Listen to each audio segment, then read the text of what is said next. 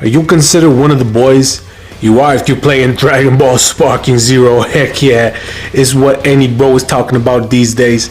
And if you're not playing it, the best thing about modern society is you can watch somebody else play it.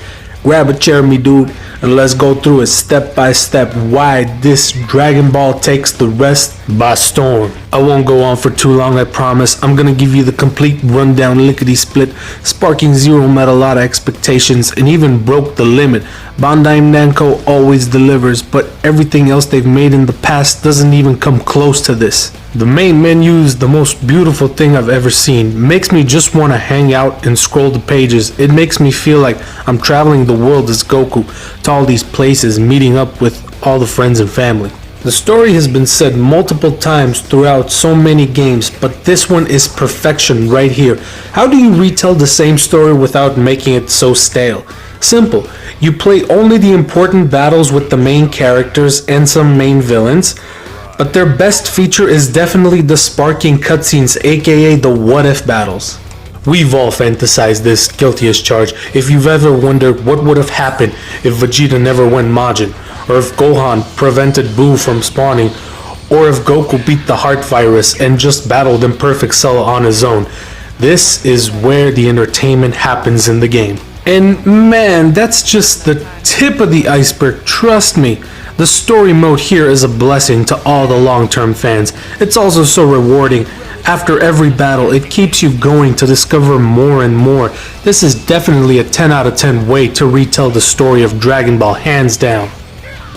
So me personally, I only play offline mode, not because I'm too broke to get a subscription, but because I don't have enough money to get a subscription. There's a difference. You got 6 tournament modes, all of them bringing different conditions on the outcome of the victory. My favorite for one being the Yamcha games. It gives you a random character against random characters. What more do you want? It's fair. In the past, I played so many hours of Budokai Tenkaichi 3 back in the day at my cousin's house. I couldn't wait to come over and turn on the PS2 for him, just because I didn't have to be player 2, you know, it was kind of like a hands-on thing, because back in the day, player 2 looked like this. Disgusting. Combat is no joke here. There's so many ways to block, dash, counter, land a hit, fly away. It can be so overwhelming at times if you're a new player. Heck, I'm not exactly new to the scene myself, but my first hour of play, holy fucking sucked. I sucked so hard. But it's because the game offers you so much variety with combat. You can't help but to master every little trick you pull off. There is definitely no hand-holding, not here. You gotta get good. You gotta get good so hard, and you gotta go Goku Blue, break the limit type thing, you know? You have 5 slots of skills you can use in battle, 2 of them being passives, or at least 1 passive and 1 get me out of a jam, like the Solar Flare skill or the Explosive Wave. These ones are to either boost your stats or stun your opponent for a brief second, and they usually require 2 or 3 sparking points, so you have to figure out when and how to use them, cause it'll definitely cost you in the long run. The other 2 being offensive skills, usually 1 rush attack and 1 beam attack, although some characters have 2 beams in their arsenal, and the final one being the ultimate move. This one could be either a beam or a rush, depending on the character in play. Now combat is part of what makes Sparking Zero on top of the food chain, you hear? The number one thing for me is the characters. There's so many options and you only give me 5 slots. Criminal of you to play with my emotions like this. Criminal. I just can't decide. I love like 90% of all these characters. Doesn't matter who. I just want to play them all. This is where the variety thing I mentioned earlier comes into play. Every character in every form is unique. And not only that, certain players can complement each other in battle, being either fusion partners or just making banter with one another. So entertaining.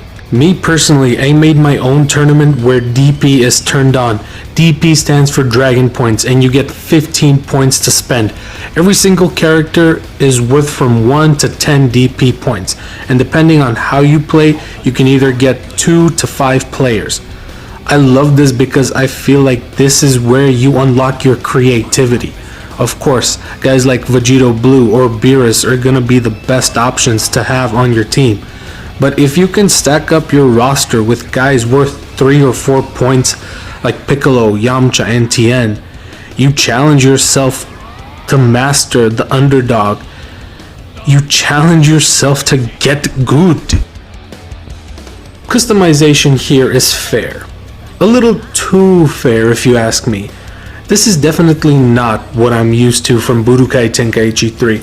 I remember I had like 7 points or something to spend so I could usually get 2 to 3 skills per character, and some of them had drawbacks as well as boosting your guy.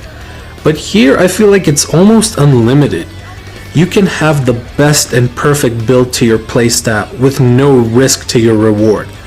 This is by no means a bad thing, it's just definitely not what I'm used to. Whether you play story or tournament mode, you receive some Zenny as your reward. So as you head on to the shop for a little treat, here you can trade your hard-earned Zenny to unlock new characters, skins for your characters, capsules that boost your stats, new music, and other sorts of little trinkets. Honestly, playful fun. This one's for the girls. Hashtag for the girls. Them gals. So there's this little gimmick, a little feature called Girl Talk. And basically, it's the database for all the characters, for all their informations. But the fun part here is you have Chi-Chi, Bulma, and Videl supposedly on the phone gossiping about all these characters, and it is the most entertaining thing I've ever seen, at least in recent years. It is so creative, it is so entertaining. The guy that came up with this, please give him a raise. Fully support you on this, my bro or my gal, whoever you are. I tip my hat off to you. Okay, I'm gonna talk about this one, and I'm just gonna share my honest opinion on it. I don't like the custom battles. It's a gimmick that feels very forced in a way. It doesn't feel complete because there's no narration. I feel like that's the big thing that bothers me. I don't need to necessarily create a scenario where characters talk among themselves in a scripted scenario, right? Because I can technically have that scenario in a battle, in a 1v1 or a 5-on-5 or whatever. I can play it out without needing to go these extra steps. It's good, it's just not for me. My honest opinion. Sorry guys, that's all I need to say. Dragon Balls are here, and Dragon Balls are fine. But, fair warning, they do take a long time to gather. You need to go through so many battles, and you're gathering Shenrons, Porungas, and Ultimate Shenras, so it's gonna take you time to get all the balls. And once you do, make that wish wisely. It's not gonna be the best of choices, but it still gives you something if you want more skins or more characters, or maybe the best one in my opinion is to skip episode if you're stuck on one. I was stuck on one of Piccolo's missions and I just skipped it straight out. It was when Frieza went in his third form. I just couldn't do that, so I skipped that. I made a wish to go away. In conclusion, people, the negatives do not even begin to outweigh the positives. This game is amazing. It's what I've been waiting for 10 years at least. A decade of my life went by.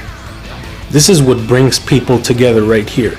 It doesn't matter if you're just starting out. It doesn't matter if you don't know what Dragon Ball is. It doesn't matter if you've just watched Super. It doesn't matter if you are a big fan like 30 plus years. Just play the game, watch the series, do anything Dragon Ball related. This is epic.